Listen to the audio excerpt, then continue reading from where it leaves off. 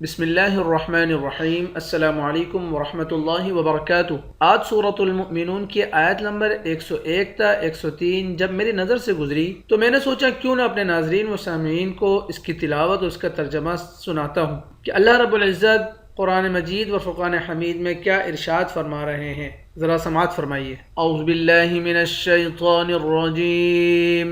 बिस्मिल्लाहिर रहमानिर रहीम। फ़इज़ा नुफ़िख़ फ़िस्सूर फ़ला अन्साब बैनहुम यौमइज़िन वला यतसाअलून फ़मन थक़ुलत मवाज़ीनुहु फ़उलाइक हुमुल मुफ़्लिहून वमन ख़फ़्फ़त मवाज़ीनुहु फ़उलाइक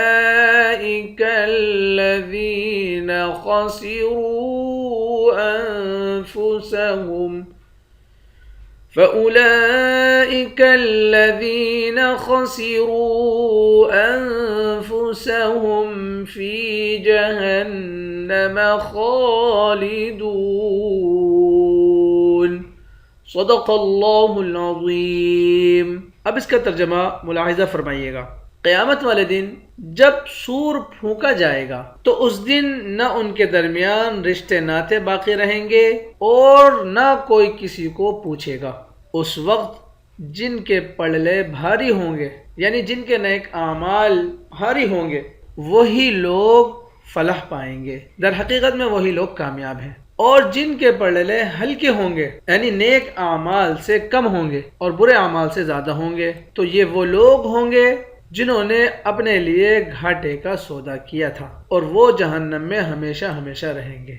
अल्लाह रब्बुल इज़्ज़त हमारी जहन्नम से हिफाजत फरमाए और जन्नतुल फिरदौस में आला मकाम हमें अता फरमाए। तो आज ये आयत मेरी नज़रों से गुजरी, सोचा मैं अपने नाज़रीन व सामीन को इसकी तिलावत उसका तर्जुमा सुनाता हूँ। अल्लाह रब्बुल इज़्ज़त हमें नेक काम करने और बुरे काम से बचने की तौफीक अता फरमाए।